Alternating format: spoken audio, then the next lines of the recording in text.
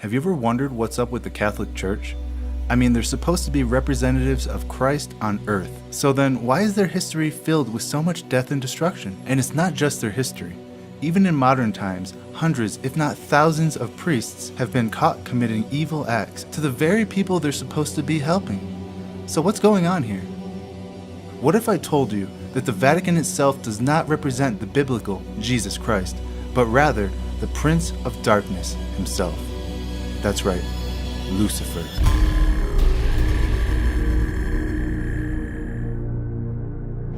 The cardinal deacon to say, Annuncio vobis, gaudium magnum, habemus papam. announce to you that we have a Father. The world had a Father. And now all of a sudden he's our Holy Father, and we're pledging him our love and our allegiance and our loyalty and our prayer. Everyone says there hasn't been anyone like him. That's what's so fascinating. And people of all faiths want to touch him. Yeah. Well, that's an appeal too. You know, we call him the Holy Father. Holy Father, please forgive me. Holy Father. You'll hear that title used quite often.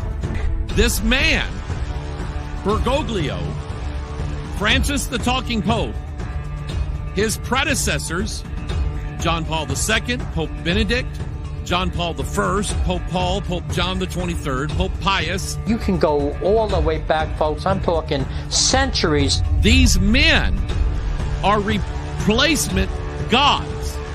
And these men have taken upon themselves the title of Holy Father. He wears the titles of God. He wears the title Holy Father, head of the church. He never died for the church, but he stole that title from Christ.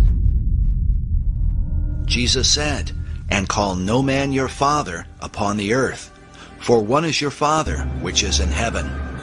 Yet the popes took to themselves the name Holy Father, along with all claims of authority that might be assumed by such a title. Pope Innocent III, who fathered the Inquisition, said, "The Pope holdeth place on earth, not simply of a man, but of the true God."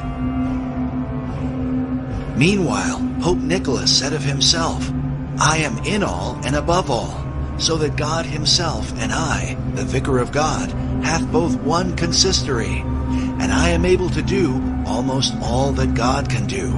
I then, being above all, seem by this reason to be above all gods." Nicholas even claimed that the popes had the power to change the gospel itself, saying, "Wherefore, no marvel, if it be in my power to dispense with all things, yea, with the precepts of Christ." But in the Bible, Jesus says, "Behold, I have set before thee an open door, and no man can shut it, and no man openeth." The Apostle Paul warned that, "If any man or an angel from heaven preach any other gospel unto you, let him be accursed." Yet despite these biblical warnings, the popes repeatedly claimed they were equal to and above God, and were even called by Catholics our Lord God, the Pope. The Lateran Council, while addressing Pope Julius II, said to him, "Take care that we lose not that salvation, that life and breath which thou hast given us, for thou art shepherd, thou art physician, thou art governor, thou art husbandman, thou finally art another God on earth." In the 19th century, Cardinal Giuseppe Sarto, who would later become Pope Pius X, declared, "The Pope is not simply the representative of Jesus Christ. On the contrary, he is Jesus Christ himself, under the veil of the flesh." Does the Pope speak? It is Jesus Christ who is speaking. Hence, when anyone speaks of the Pope, it is not necessary to examine, but to obey. Jesus said of himself, "I am the way, the truth, and the life. No man cometh unto the Father but by me." Yet Pope Pius IX blasphemously declared, "I alone am the successor of the apostles, the vicar of Jesus Christ. I am the way, the truth, and the life. The popes have not only made claims to be God, but have insisted that salvation itself depends directly upon obedience to them. Pope Boniface VIII said, "We declare, say, define, and pronounce that it is absolutely necessary for the salvation of every human creature to be subject to the Roman Pontiff."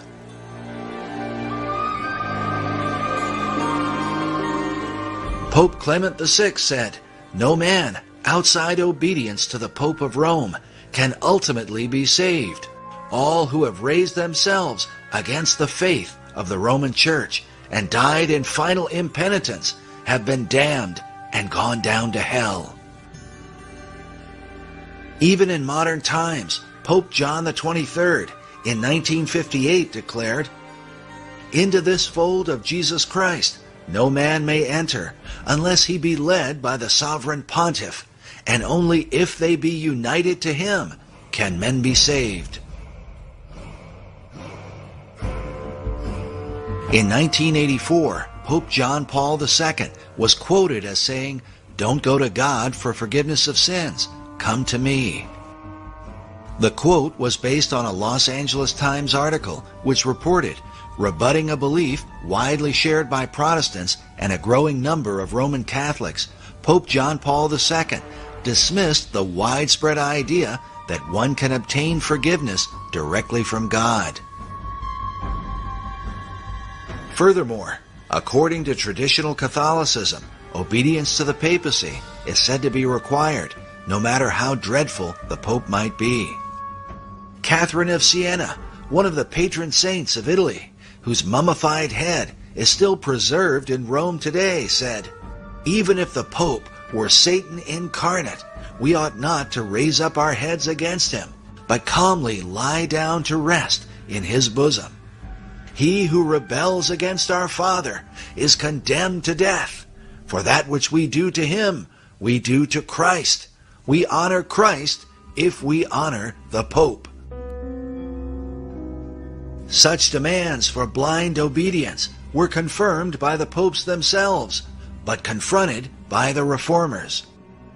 By men like Martin Luther, who said, "The Pope, possessed by demons, defends his tyranny with the canon, Si Papa, or Yes, Father. This canon states clearly, if the Pope should lead the whole world into the control of hell, he is nevertheless not to be contradicted. It's a terrible thing that on account of the authority of this man, we must lose our souls, which Christ redeemed with his precious blood." Because of this evidence, Luther declared, "I believe the Pope is the masked and incarnate devil, because he is the Antichrist."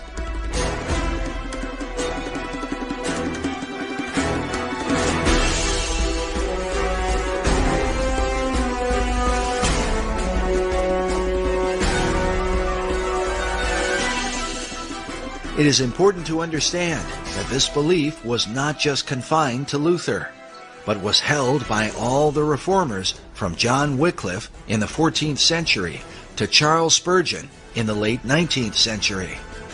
Spurgeon said, "It is the bounden duty of every Christian to pray against Antichrist.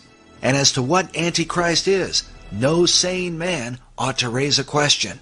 If it be not the popery in the Church of Rome, there is nothing in the world that can be called by that name."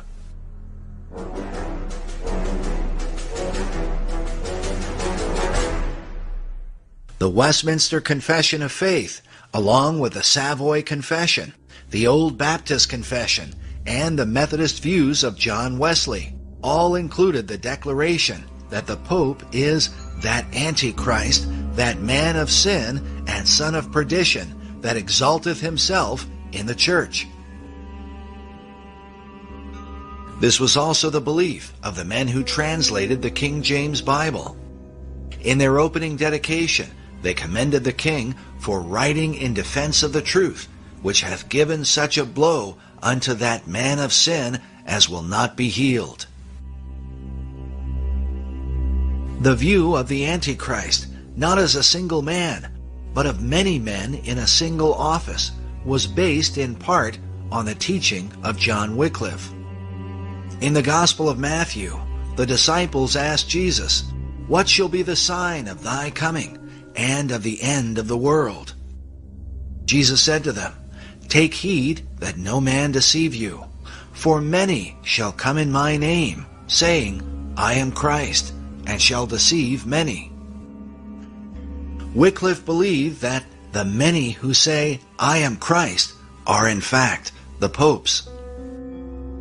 The pope's title, Vicarius Christi, literally means another Christ.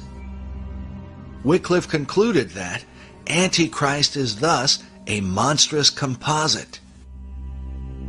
In further explaining the pope's title, author Dave Hunt writes, "The Latin equivalent of the Greek anti is vicarius, from which comes vicar. Thus, vicar of Christ literally means Antichrist." But the view of the papacy as Antichrist is not widely held by Protestants today.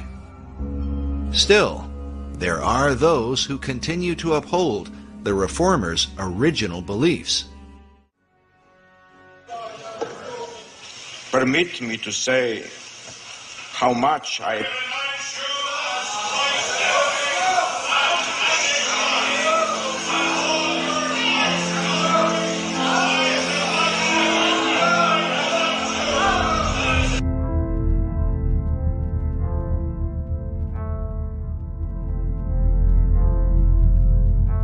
this official Vatican portrait of the current Pope. It is called The Truth, the Way, and the Life, Portrait of His Holiness, Pope Benedict XVI. But can this really mean that in the modern world there are some who still believe the Pope to be equal to Christ and God? Mr. President, final question. Yes, sir. You said famously, when you looked into Vladimir Putin's eyes, you saw his soul. Yeah. When you look into Benedict XVI's eyes, what do you see? God. Good way to end the interview. Thank you, sir. Thank you, sir. My pleasure.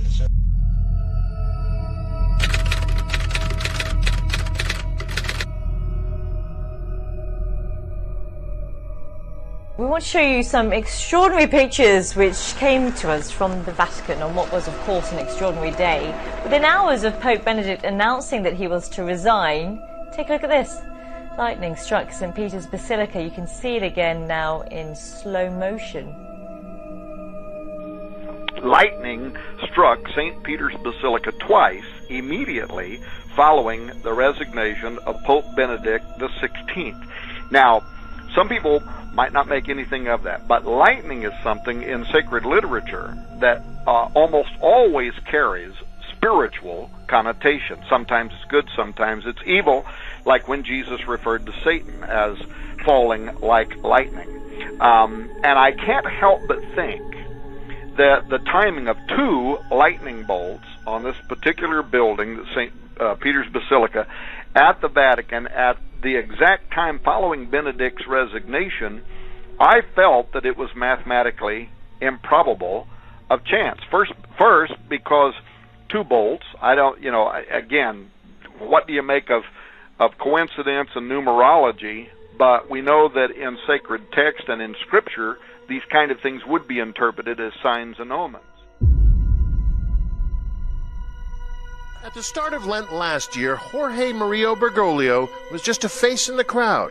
Today, Pope Francis is the most talked about person on the World Wide Web. With days until the Holy Father makes his first ever visit to the U.S., his popularity has taken off. We were able to walk right up to the stage yesterday, which is literally set at this point. You saw that there are thousands of seats already lined up as well. As you can imagine, hundreds of thousands of people turned out to see and hear Pope Francis today. It was a mammoth effort. Philadelphia transformed into an outdoor cathedral. It's like being at the Super Bowl. His style was different almost immediately. The thousands before him as he bowed and said, "Pray for me." And suddenly there was a connection with people. That set the tone for this papacy. More people can actually relate to him. Absolutely. And bring more people into the church. More of a user-friendly pope. Yes. That's what we need right now. We've needed for a while a renewed image, a renewed face of the church, and Pope Francis is giving it to us. The one man who is winning in every poll you look at, the Pope. His Twitter account, @Pontifex, ranks in the top 5 most searched words on the internet. Take a look. Look who's got his very own rookie baseball card, Pope Francis. Pope is even showing up on pizza boxes. Every trip he takes, Pope Francis has been met by adoring masses of the faithful. This week, he's been called a Catholic rock star. He's kind of a rock star. Times Person of the Year. The cover of Rolling Stone. Now there's even a Francis fanzine.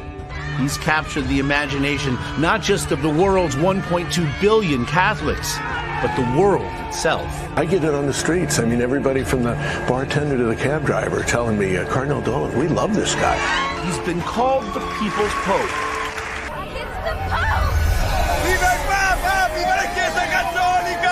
The papacy is saying, I'm a follower of so-and-so. You see people going out and giving the rock star treatment and fawning and fainting and screaming and everything when a pope goes by. I mean, he's just a man.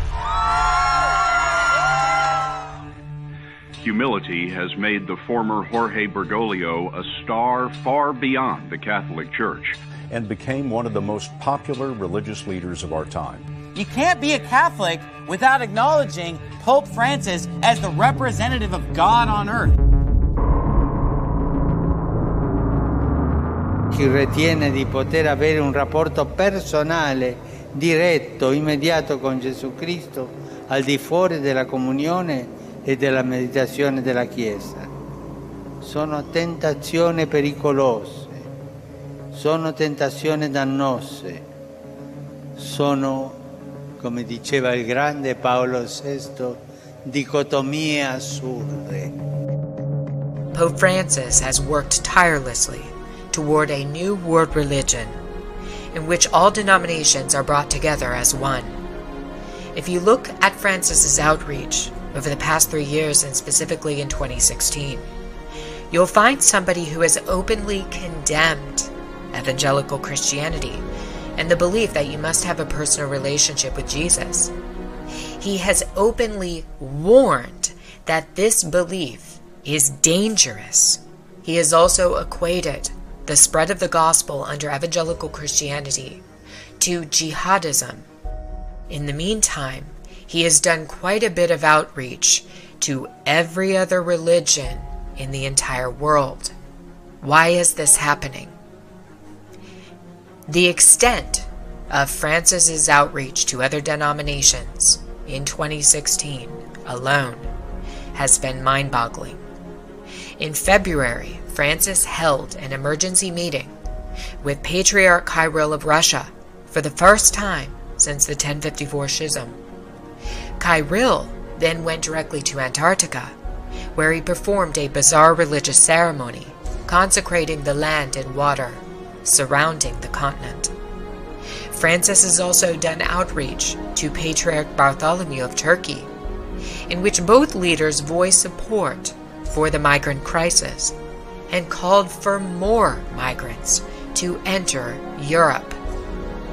In May, Francis met with Al-Azhar of Egypt, who is the head of Sunni Islam. In January, Francis became the third pontiff ever to visit Rome's major synagogue. He has also hosted Jewish religious and political leaders at the Vatican. In June, Francis outreached to the Armenians. In July, Pope Francis visited Poland and told all of the young people in the audience to, quote, believe in a new humanity. ¿Cuál, María? Una maestra de vida espiritual. O então, una santinha a quem se recorre para obter favores abaixo. The Pope sat before the image of the Virgin and recited the prayer that is most notably known in Fatima, the Rosary.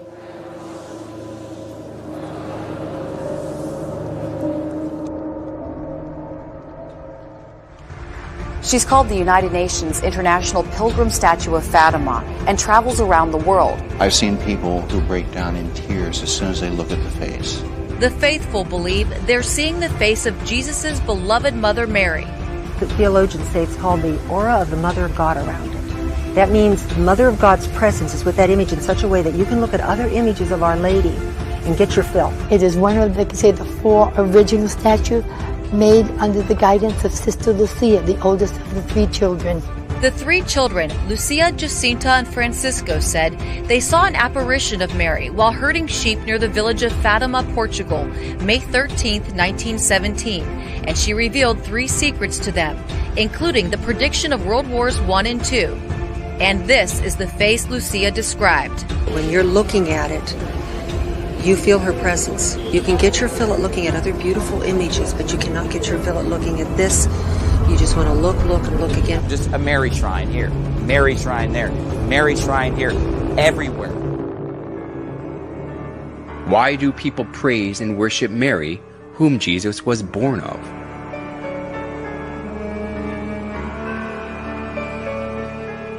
A famous Catholic bishop and writer, Alphonsus Liguori, explained in his writings that it is far effective to pray to Mary than to Christ. In the Franciscan Chronicles, it is related that Brother Leo once saw a red ladder, on the summit of which was Jesus Christ, and a white one on top of which was his most holy mother. And he saw some who tried to ascend the red ladder, and they mounted a few steps and fell. They tried again and again fell. They were then advised to go and try the white ladder, and by that one they easily ascended. For our Blessed Lady stretched out her hand and helped them, so they got safely to heaven. The story, which was made by the exuberant imagination, sounded plausible.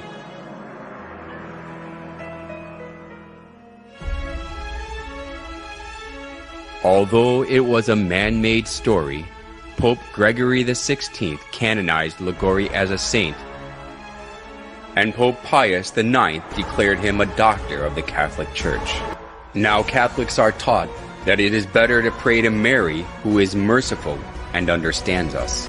We must never go to our Lord Jesus except through Mary, using her intercession and good standing with Him. We must never be without her when praying to Jesus. The plausible logic that Jesus cannot refuse Mary's request because she is his mother is shown well even through the image of Mary and baby Jesus.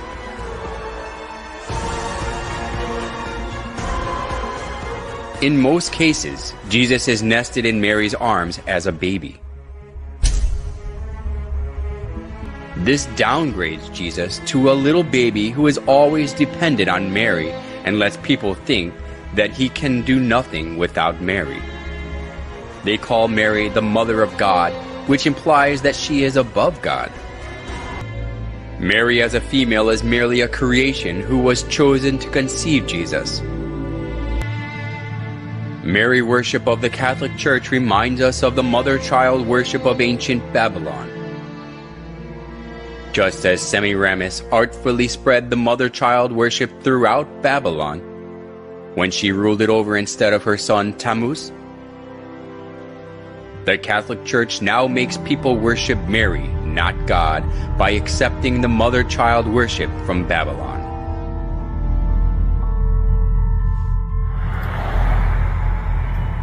Hail Mary, full of grace, the Lord is with thee.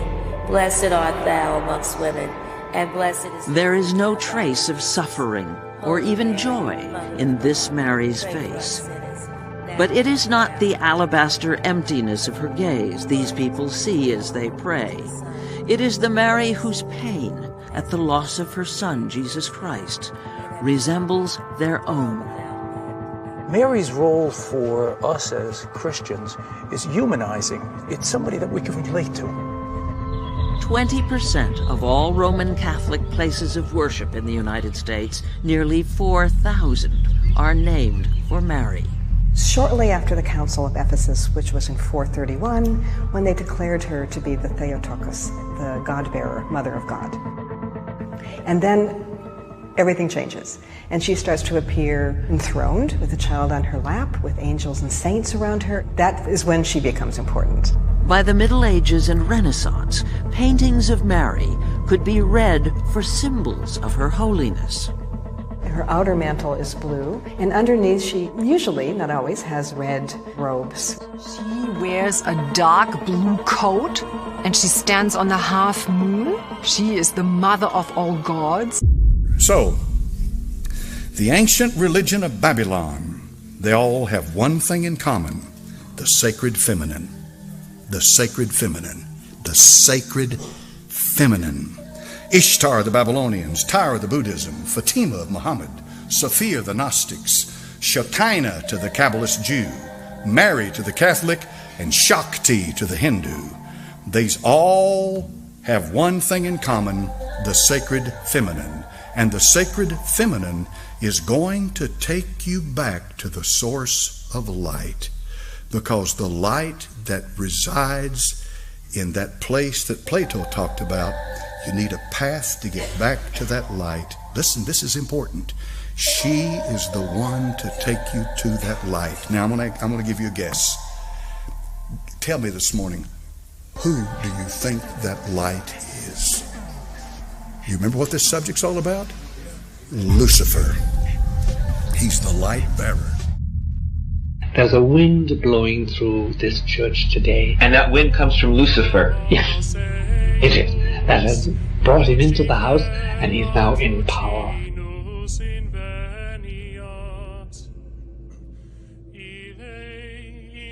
No doubt about it, Lucifer is the prince, and he has now a place within the central citadel of the church.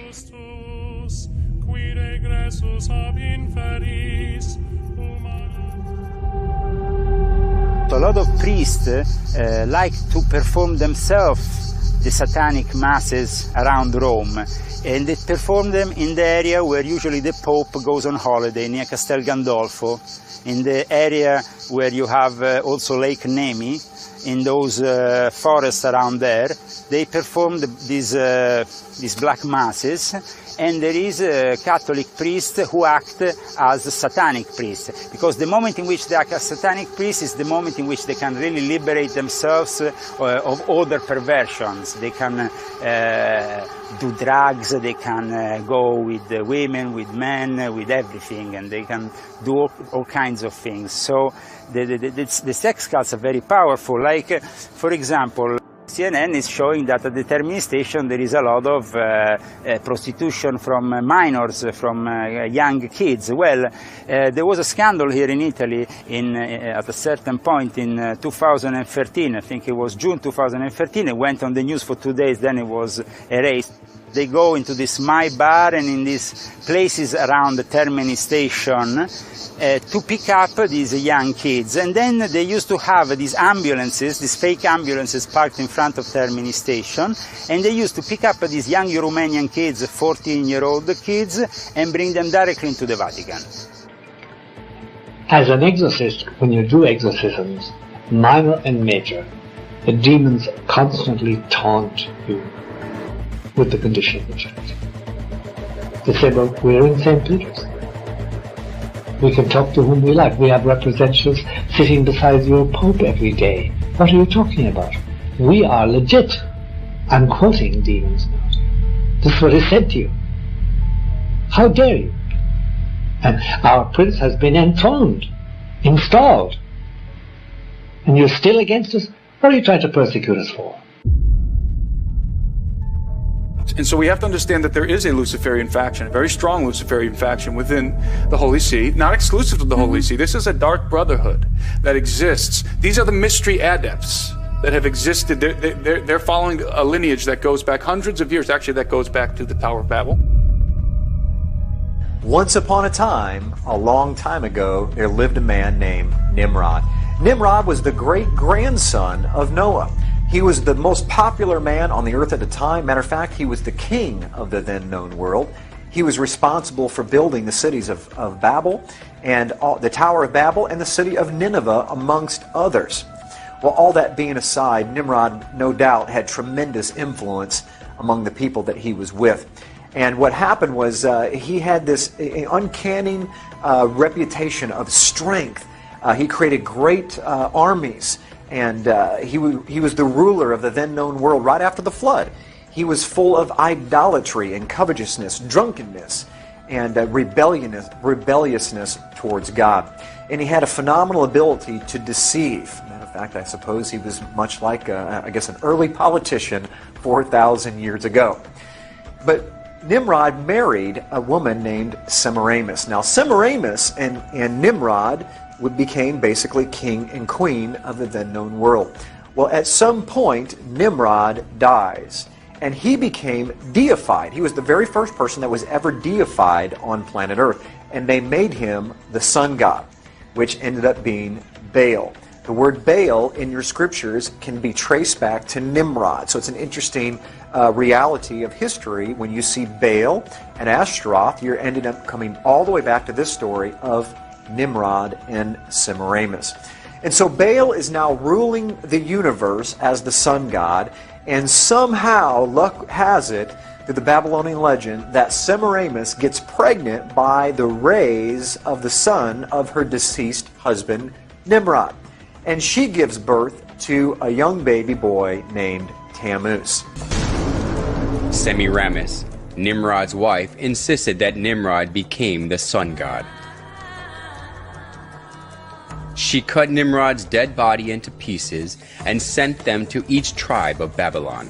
People regarded the place where a part of Nimrod was buried as sacred.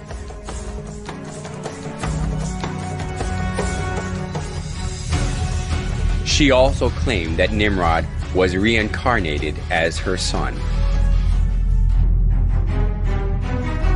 As Semiramis ruled over Babylon in place of her young son Tammuz, she maneuvered people into worshiping her. Monuments of Semiramis carrying her child Tammuz in her arms were set up all over Babylon, along with various images symbolizing the sun god. The sun worship and the mother-child worship, which was a scheme devised by Semiramis, put down roots as a religion of Babylon.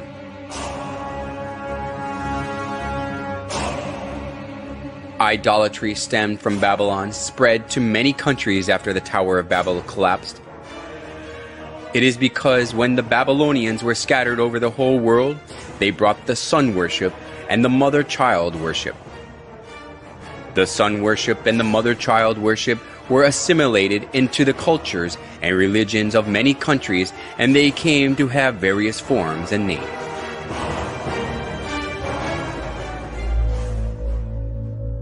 Nimrod, the sun god, was known as Mithra in Persia, Sol in Rome, Ra or Horus in Egypt, and Apollo in Greece.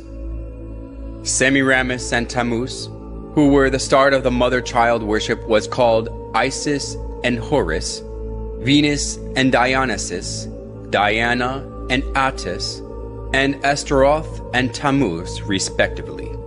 Besides these, the image of goddess, who is holding a baby in her arms, was venerated in many countries of the world. If so, was the mother-child worship the creature of an age, which was especially welcomed only in Babylon? Surprisingly, the mother-child worship of Babylon has been passed down through the thousands of years and still exists today. In Vatican of Rome, we can find the mother-child worship in its original state.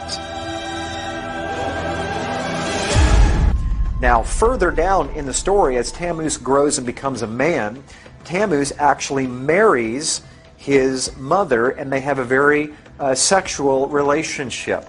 And that baby Tammuz and his mother Semiramis is where you get the story of Cupid. Cupid, during Valentine's Day, is how the story of Valentine's Day developed, was from Tammuz, who married a very unbiblical relationship with his mother. Okay, back to the story of Tammuz. So Tammuz, for 40 years, was a tremendous hunter, and he took the place of his father, ruling the world, and had tremendous power. But more than anything, he was a credible hunter. But unfortunately, his gift and his skill of hunting caught up with him one day, because he was killed during his 40th year by a wild boar. Every spring, the first Sunday after the vernal equinox, the spring equinox, they had what was called Ishtar's Sunday. And they would have a sunrise service. At the sunrise service, the priest of Ishtar would impregnate young virgins on the altar, and during that same service, they would take the babies that were now 3-month-old from the previous year, and they would sacrifice those children on the altar to Ishtar, and then they would take the eggs of Ishtar, and they would dip those eggs in the blood of those young infants. And that is where we get sunrise services, and that is potentially where we get the dyeing of Easter eggs. It is also interesting to note that worldwide universal color of Easter eggs is red. Even the White House, the official color of the White House Easter egg is ruby red. Now, back to Tammuz. Tammuz gets killed by a wild boar. So every year, in commemoration of celebrating the death and the deification of Tammuz, which became the son of God, the son of his father, they would set aside 40 days prior to Easter, and they would fast and they would pray, and they would have a giant feast on Easter Sunday where they would celebrate the death and the resurrection of Tammuz. And guess what they would have for dinner on that Sunday evening? You got it, Easter ham. They would kill a boar in commemoration to Tammuz, who was killed by a wild boar. And yes, the 40 days prior to Easter, where we call it Lent, or the Catholics call it Lent, that 40 days did not come from, my friends, the 40 days of Jesus in the wilderness. That 40 days was already in place for thousands of years before Jesus even showed up. It comes from the 40 days of fasting and praying for Tammuz before they celebrated Easter. I'm going to give you some of the names and what they're most commonly remembered for in these different cultures, and some of you will recognize them immediately. First of all, in Egypt, they were known as Isis and Osiris. In Phoenicia, they were recognized as Asheroth and Baal, the very same Asheroth and Baal that you see in the Scriptures. In Greece, they were Aphrodite and Adonis, or Eros, where we get the word erotic from. And in Rome, they were called Venus and Cupid. That's right, that's where we get Valentine's Day from, and Cupid. Even in the Far East, listen to this, this is amazing, Cupid was known as Zoroaster. Zoroaster is made up of two words, Zoro, which means seed of, and Asheroth, which is Easter. And so what Cupid actually means in the Far East is the seed of Easter, or the seed of his mother, Tammuz, and his mother, Semiramis. If you look on your screen, you're going to see Isis and Osiris, or this is Ishtar and Tammuz. Now, some of you may be asking, well, wait a minute, I celebrate Easter, you're talking about Ishtar. Easter is actually the Anglicization of the word Ishtar. In other words, if you say Ishtar in English, it's pronounced Easter. That's how the etymology of that word evolved over time. What I want you to see is, I want you to see what's on her head is a crescent moon, and in the center of that crescent moon is the actual sun itself. And so the symbol of power of Isis, or Ishtar, was the crescent moon holding the sun itself, her deceased husband, Baal, the sun god. And you can see the baby there that is nursing from her breast. Ishtar was known as the goddess of the East, the bare-breasted fertility god of the East, or the sunrise, which is why they had the service at sunrise on Easter morning. Here on your screen you see a pagan carving of the solar deity Baal Hadad depicted as a disc in a crescent. Okay, you can see the half-moon disc there in the center of your screen with the sun that is cradled inside of it. And that is the sun god, as well as the as the crescent moon that surrounds it. Now, as you see that the main symbol for the sun god was the crescent moon with the sun on the top of it, or centered and cradled inside that crescent moon, we now move to something that's a bit controversial but very true historically, is the Catholic Eucharist is actually the sun that is inside of that crescent moon. I'm going to show you some pictures of the actual Eucharist in different positions, and you're going to see that not only is it similar, it's identical. This is where they got the symbols from. You can see here, this is a particular object that holds the Eucharist, and I found this online, and this is what the quote said. I left off the particular church for obvious reasons, but this was their advertisement for a particular Friday. It says, Eucharistic adoration is held on the first Friday of every month for the purpose of honoring and praying to the Blessed Sacrament. Now, I don't know about you, but my Bible says to pray to the Father, our Father. Yeshua, Jesus, said to pray to the Father. He did not say to pray to inanimate objects, whether they represent Him or not. Now, look very carefully at, on the right-hand side, you can see the moon, the crescent moon shaped, holding that sun or that wafer of bread. Here's a close-up of it right here. The crescent moon cradle with the sun-shaped monstrance of the Roman Catholic Church. And now you'll see that it's actually the rays of the sun go all the way around this. They didn't hide it at all. Why did they not hide it? Because this is thousands of years old. This comes right out of paganism and sun god worship, where it was the symbol of Baal and his wife Ishtar. And right here you can see the pine cone staff is another symbol found in paganism that's connected with the sun god coming out of Egypt, Osiris. It's kind of in the form of a pitchfork, you can see, where the pine cone is in the center. Now, why did they choose a pine cone? Because a pine cone represents... Pine cone symbolism, another very popular piece of symbolism for people who consider themselves, quote, in the know. That they consider that they are spiritually aware and enlightened, they have the knowledge, they are awoken, they have wisdom, and they have transformed themselves spiritually. In many cases, it's the exact opposite. The pine cone symbolism comes after the pineal gland, which is at the center of the head. It's right here, circled in red. It's considered in the midbrain or the limbic system of the brain. It regulates, this gland regulates a lot of different functions within the individual related to perception, emotion, etc. And the gland looks like a little pine cone.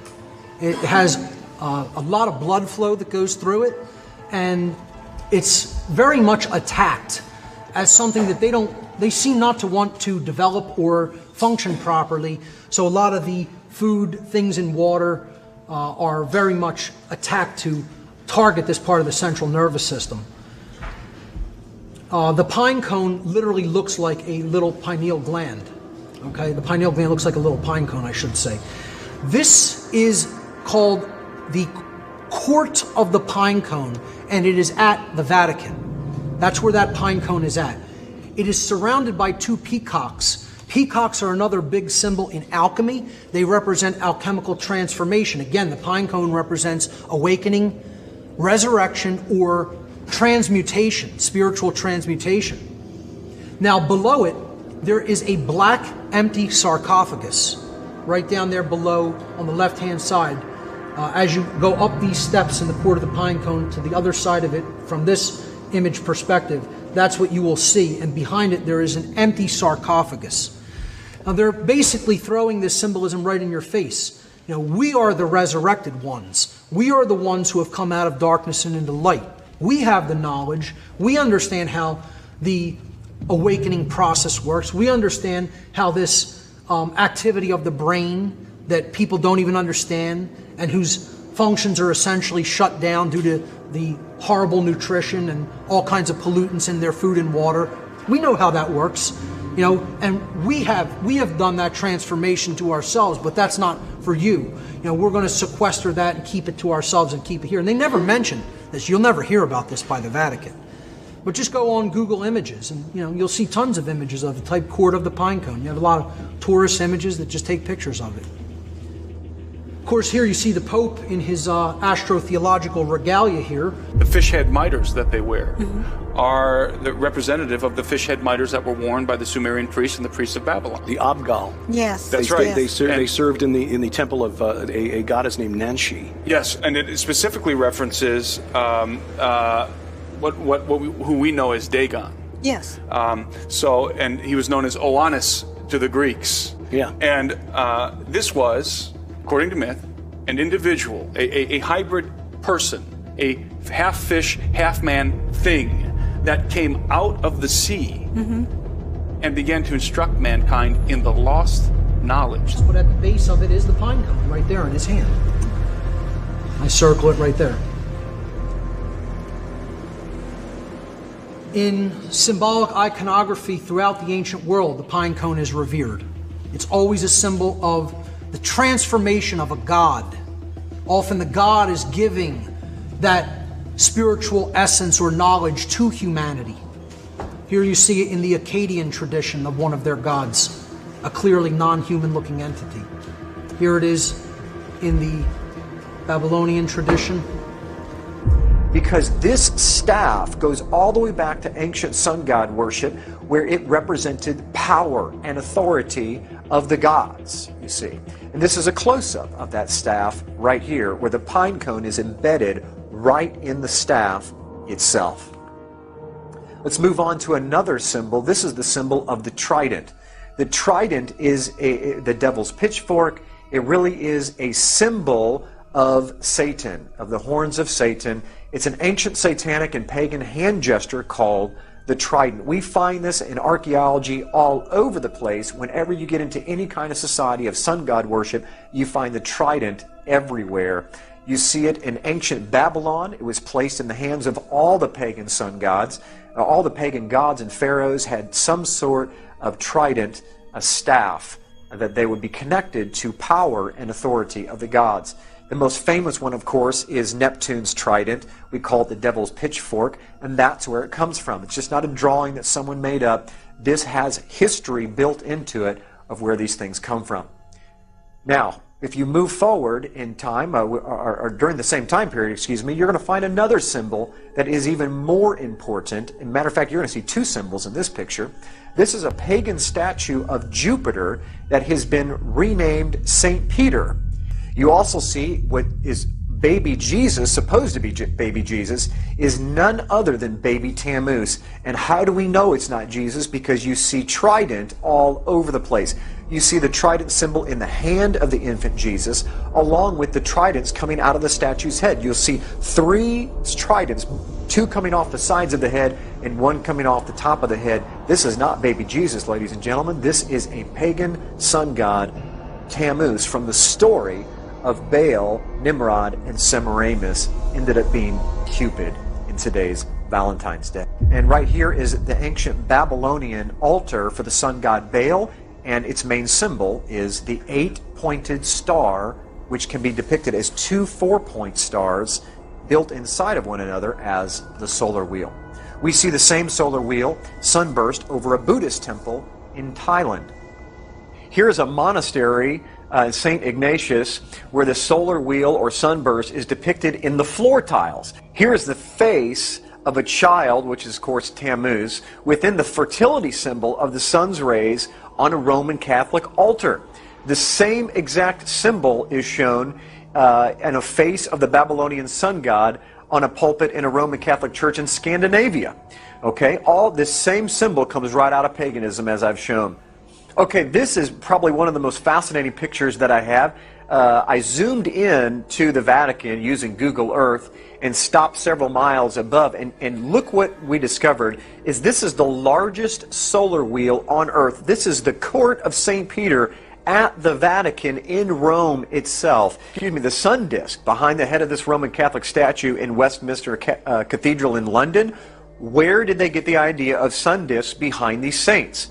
It's because this was what was found behind the head of Jupiter and all these sun gods was the actual monstrance of the Roman Catholic Church. That halo is not a halo, that is a sun disk, and they borrowed it from paganism. We see here behind Krishna another sun disk behind his head. And this is just to show that it doesn't just happen in Catholicism, that the sun disk predates Catholicism by hundreds, even thousands of years. It was borrowed. We see it in stained glass windows behind all of the Roman Catholic saints, even Mary. And if you look carefully, you see the Sacred Heart. That Sacred Heart, even though I don't have time to go into this, even the Sacred Heart comes right out of paganism. That exact same symbol with the sun disk behind the Sacred Heart has to do with Baal and Tammuz, the sun gods.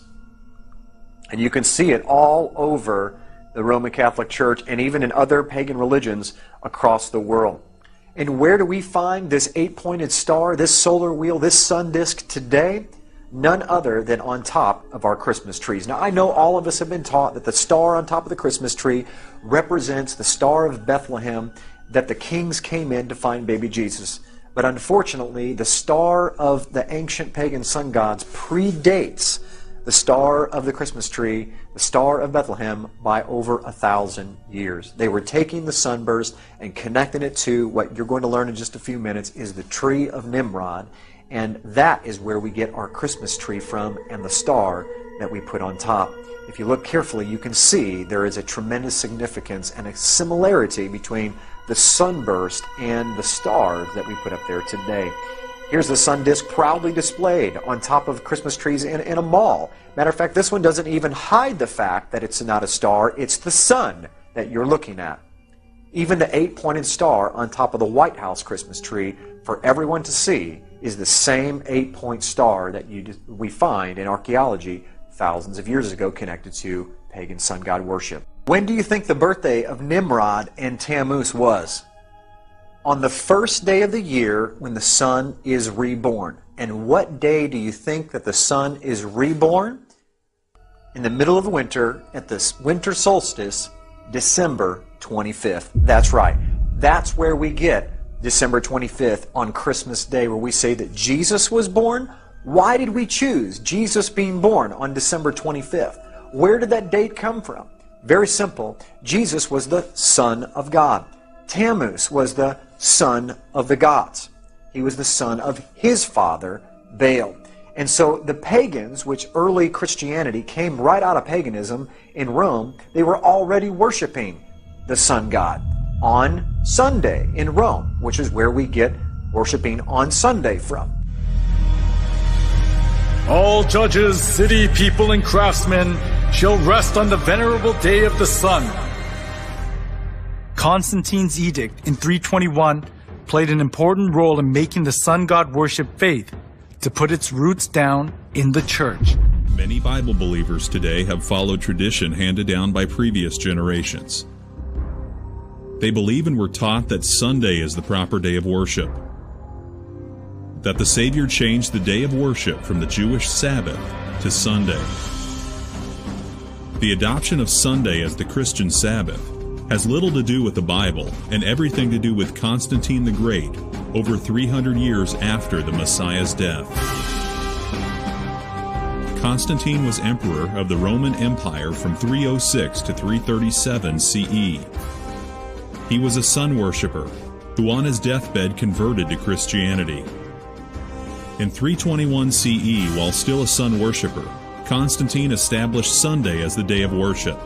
He decreed, "On the venerable day of the sun, let the magistrates and people residing in cities rest, and let all workshops be closed." In this coin circulated by Constantine in 317 CE, we see the face of Constantine on one side, and on the other the figure of Sol Invictus, the unconquered sun. The sun god was also known as Mithras, and his birth was on December 25th. This date was adopted as the birth of Christ, and became the date for Christmas many centuries later. Clearly, Constantine was an avid worshipper of the sun god Sol Invictus. Amazingly, Martin Luther, the champion of the modern-day Protestant movement, said, "They allege that the Sabbath changed into Sunday, the Lord's Day, contrary to the Decalogue as it appears. Neither is there any example more boasted of than the changing of the Sabbath day. Great say they, is the power and authority of the church, since it dispensed with one of the 10 Commandments. Nowhere in the Bible do we see that Yahshua and his apostles changed the day of worship from Saturday to Sunday. In fact, the Messiah in his Sermon on the Mount has this end-time prophecy: "Pray that your flight be not in the winter, neither on the Sabbath day." Those who were tainted with polytheism of Rome looked as if they had converted, but in actuality it wasn't easy for them to get rid of the religious rites and institutions of worshiping the sun, the moon, and the stars.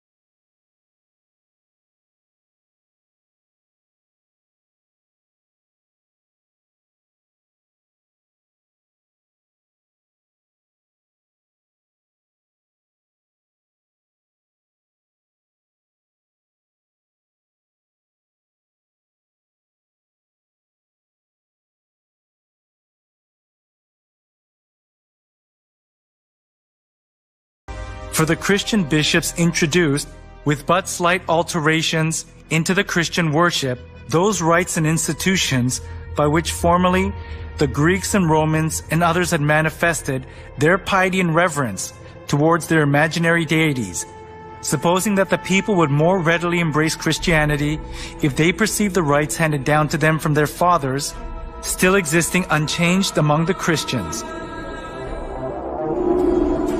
To attract more pagans, the church in Rome tried to Christianize various kinds of pagan gods to suit the Bible. One of the most representative things among them was accepting pagan customs of the sun god worship tradition. The church in Rome identified Jesus with the sun god.